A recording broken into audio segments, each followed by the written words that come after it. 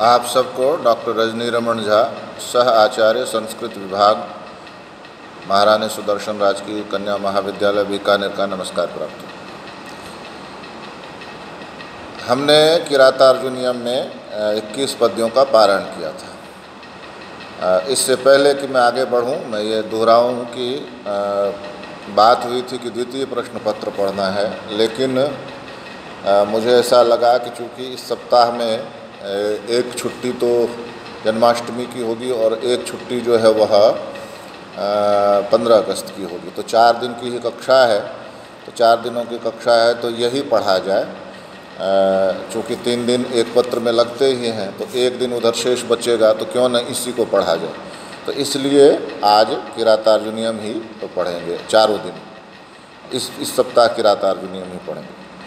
तो अब हम आगे चलते हैं। स यौवराज्य नवयौवनोद्धतम निधाय दुशासनम इद्धशासनः मखेष्वखिन्नोन्मतः पुरोधसा धिनोति हव्येन हिरण्यरेतसम। क्या कहा कि इद्धशासनः सह, इद्धशासन कहते हैं कि जो जिसका शासन महान आज्ञा देने वाला है, यानी कि इद्धशासन का अर्थ यह है कि जो बड़ी बड़ी आज्ञाएं देता है। बड़ी बड़ी आज्ञाएं देता है का मतलब उसका राज्य बड़ा है, जिसका राज्य जितना बड़ा होगा उसका आदेश उतना बड़ा होगा। तो इद्ध शासन है, महान आज्ञा देने वाला वह दुर्योधन क्या करता है? सफल आदेश। यहाँ पर एक अगर समझना चाहें अर्थ, तो एक अर्थ और भी है, सफल आदेश, यानी जिसका शासन जो है, जिसका आदेश जो है असफल नहीं होता है, ऐसा वह दुर्योधन क्या कर रहा है? यौवराज्य पर, युवराज के पद पर नव यौवनोद्धतम दुःशासनम, नव यौवन से जो उद्धत है, जो अनियंत्रित है, ऐसा दुःशासनम निधाय, उस दुःशासन को उसने युवराज बना दिया है। और मखेषु अखिन्न पुरोधसा अनुमत, और यज्ञ में बिना खिन्न हुए अनुमतः पुरोधसा अनुमत, पुरोहितों की आज्ञा लेकर हव्येन, अपनी हवि जो है वह हव्येन हिरण्यरेतसम, हिरण्यरेतसम मतलब अग्नि को क्या करता है? धिनोति, अग्नि में अनुष्ठान करता रहता है, अग्नि को संतुष्ट करता रहता है। इद्ध शासन है, उसका आदेश कभी असफल नहीं होता, इसलिए इद्ध शासन है वह। और उसने युवराज किसको बनाया है? उसने युवराज बनाया है दुःशासन को, जो उद्धत है, जो यौवन के, नवीन यौवन के कारण उद्धत है। उद्धत है से मतलब है कि वो उच्छृंखल है। बहुत लोग उच्छृंखल किसको कहते हैं? कि जो प्रायः दूसरों की बात नहीं मानता है, लेकिन कैसा भी उच्छृंखल हो, वह किसी न किसी की बात अवश्य मानता है। तो वह दुःशासन जो है वह दुर्योधन की बात मानता है, इसलिए वह यौवराज्य पद पर, युवराज के पद पर बिठाया गया है। किसके द्वारा? दुर्योधन के द्वारा। और वह दुर्योधन एक तरह से निश्चिंत हो गया है उसको युवराज के पद पर बिठाकर, और वह मखेषु, यज्ञों में अखिन्न, बिना खिन्न हुए, पुरोधसा अनुमतः, पुरोधसा पुरोहित के द्वारा अनुमत होकर, हव्येन हवि के द्वारा, हिरण्यरेतसम, हिरण्यरेतसम मतलब अग्नि को, धिनोति संतुष्ट करता है, यानी निरंतर यज्ञ करता रहता है। यह तात्पर्य हुआ कि वह जो दुर्योधन है वह निरंतर यज्ञ करता रहता है, और उस यज्ञ में उसको खिन्नता अनुभव नहीं होती। वह लगातार यज्ञ करता रहता है, पर उसमें उसको खिन्नता अनुभव नहीं होती है, वह करता ही रहता है यज्ञ। इसके बाद कहते हैं प्रलीन भूपालमपि स्थिरायति प्रशासदा वारिधि मंडलम भुवः सचिंतयत्येव भयस्त्वदेश्यति रहो दुरंता बलवद विरोधिता। प्रलीन भूपालम, जो दुर्योधन का तेज है, उसके उदय से दूसरे राजा जो हैं वे प्रलीन हो गए, विलुप्त हो गए। यानी इसका सरलार्थ कहें तो कोई राजा उसका विरोध अब नहीं कर पाता है। विलुप्त हो गए। और वह प्रशासद आवारिधि मंडलम भुवः, पृथ्वी मंडल के पृथ्वी मंडल धरती मंडल प्रायः जब विस्तृत करना होता है तो मंडल लगा देते। मंडल का वैसे अर्थ तो गोल होता है, पृथ्वी गोल है तो पृथ्वी मंडल, चंद्र मंडल, सूर्य मंडल ऐसे बोलते रहते हैं। तो इस पृथ्वी मंडल का लेकिन थोड़ा विस्तृत अर्थ में जब होता है तब मंडल और लगाना ठीक रहता है। तो इस पृथ्वी मंडल का जो कहाँ तक है, आवारिधि समुद्र पर्यंत जो है वह समुद्र पर्यंत पृथ्वी का शासन प्रशासन कर रहा है। लेकिन स्थिरायति, उसका शासन बहुत स्थिर है। लेकिन सचिंतयत्येव भियस्त्वदेश्यति, आपकी ओर से आने वाले भय की वह चिंता करता रहता है। कौन? दुर्योधन। क्यों? कब पता नहीं वनवास से लौटेंगे और मेरा राज्य छीन लेंगे। तो आपकी ओर से आने वाले भय की चिंता करता रहता है वह दुर्योधन।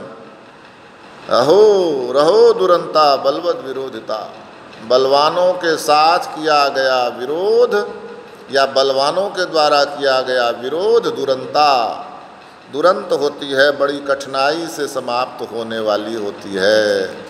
यानी वह यह समझता है कि पांडव बलवान हैं और इनसे विरोध मैंने ले लिया है तो यह इतनी आसानी से समाप्त नहीं होगा। इसलिए कहते हैं अहो दुरंता, जिसका आसानी से अंत न हो।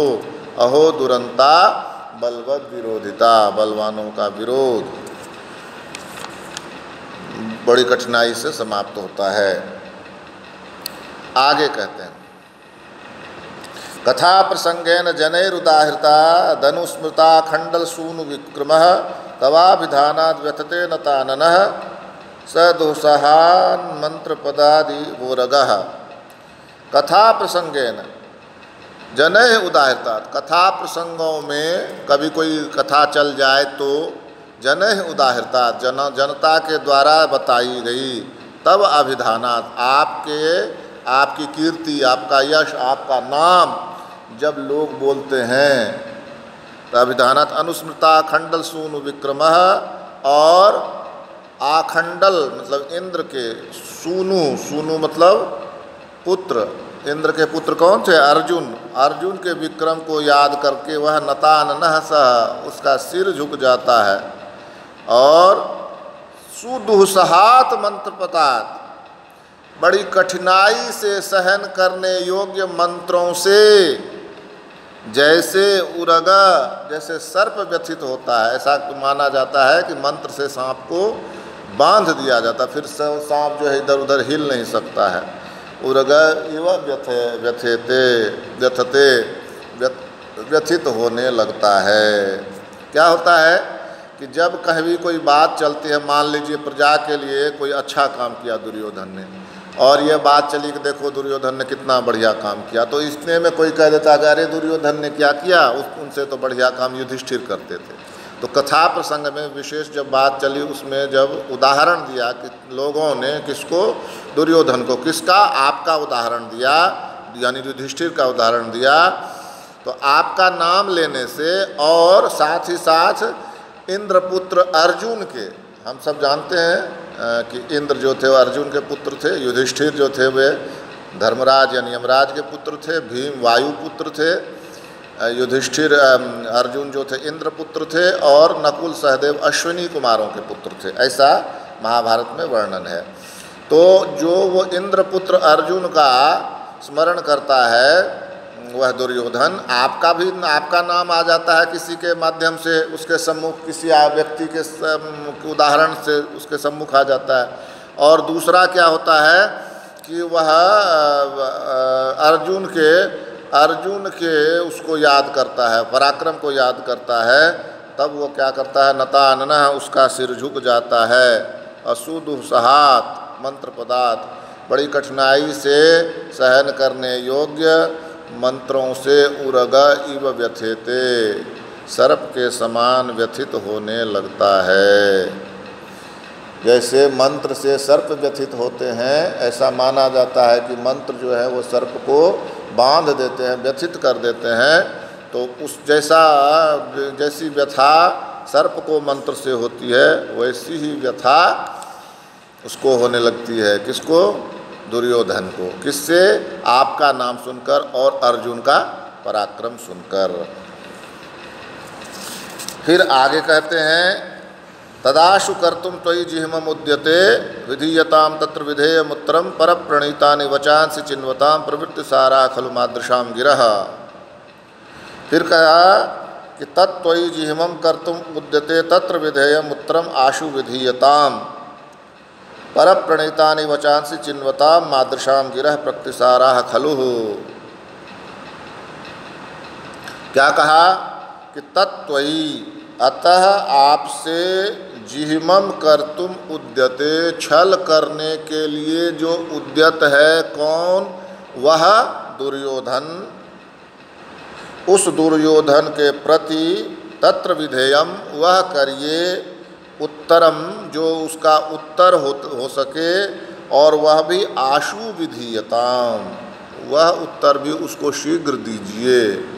क्या कहा कि उस आपके प्रति जो छल करना चाहता है, उस दुर्योधन के लिए जो उत्तर हो, उस उत्तर को आप शीघ्रातिशीघ्र करिए।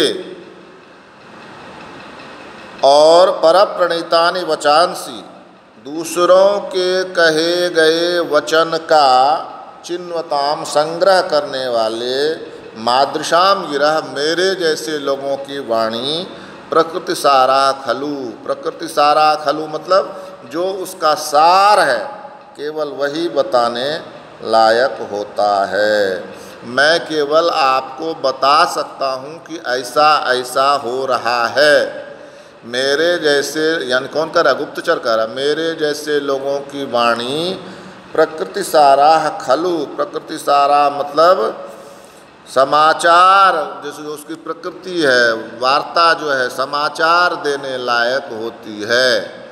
क्या करना चाहिए इसके उत्तर में या क्या नहीं करना चाहिए, यह मैं नहीं कह सकता। मेरे जैसों का वचन तो केवल प्रकृति सार होता है, समाचार। उसमें क्या सार है? जो आपने मुझे समाचार लाने के लिए भेजा था, वह समाचार कैसा है? प्रवृत्ति सारा खलु। प्रवृत्ति सारा, उसका जो, उसमें जो क्या समाचार है, वही मैं कह सकता हूँ। समाचार ये है कि दुर्योधन राज्य अच्छा चला रहा है, सूत समाचार ये है कि उसके यहाँ किसान खुश हैं, समाचार ये है कि उसने अपने भाई को युवराज बना दिया है। तो हम जैसे लोगों की वाणी दूसरों की कही गई वाणी का सार होती हैं। तो हम केवल प्रवृत्ति सारा खलु, हम केवल अपनी वाणी को प्रवृत्ति सारा, समाचार के रूप में आप तक पहुंचा सकते हैं। यह कौन कह रहा है? कौन कह रहा है? यह इस गुप्तचर ने कहा कि मैं तो वहाँ से सारे समाचार लेकर आ गया, अब जो करना है वह आप करिए। हम जैसे लोगों की वाणी तो केवल समाचार देने लायक होती है, और वह भी वाणी हमारी कैसी होती है? तो परप्रणीतानि, दूसरों की कही गई बातों का संग्रह करते हैं। वो जब गुप्तचर गया होगा हस्तिनापुर में, तो ऐसा तो नहीं है कि वो जाते उसको सब कुछ समझ में आएगा। वो लोगों से मिला होगा, बातों का संग्रह किया होगा उसने, और तब फिर आकर सूचना दी होगी उसने किनको? युधिष्ठिर को। तो अब वही कहता है कि मैं दूसरों के वचनों का मैं संग्रह करके आपको बताता हूँ। मेरा काम इतना ही है, इससे ज़्यादा नहीं है। तो आज जो है हमने 4 पद्यों का पारायण किया है। आप लोगों को एक जो काम दिया जाता है, जिसको असाइनमेंट कहते हैं, हमारे लिए ये हमें निदेशालय के द्वारा यह आदेश दिया जाता है जयपुर के द्वारा कि आप छात्राओं को खाली पढ़ाएं ही नहीं, खाली वीडियो बनाकर ही नहीं डालें, उनको असाइनमेंट दें। असाइनमेंट का अर्थ हुआ कि आपको कार्य दें, काम करने के लिए दें, आप भी कुछ करें। तो मैं आप लोगों को लगातार असाइनमेंट दे रहा हूँ लेकिन आप में से कोई उत्तर नहीं देती हैं, तो यह ठीक नहीं है। उत्तर दीजिए, छोटा सा ही सही, जैसा भी सही, यह उत्तर आपने हमें देना है। जैसे अभी शनिवार को मैंने आपको असाइनमेंट दिया था क्या, कि भारवी के जीवन चरित्र के बारे में लिखें। पहले पढ़ा चुका हूँ, मैं वीडियो बनाकर दे चुका हूँ आपको, पर आपने उसका उत्तर नहीं दिया। तो जैसा बन पड़े, जिस तरह का बन पड़े, वो आप उसको छोटा मोटा ही सही पर अवश्य लिखें। यही असाइनमेंट का अर्थ है कि मैं जो आपको बता रहा हूँ वो आपकी समझ में आ रहा है या नहीं आ रहा है। तो यही इसका अर्थ है। आशा है कि आप असाइनमेंट पूरा करेंगे। धन्यवाद।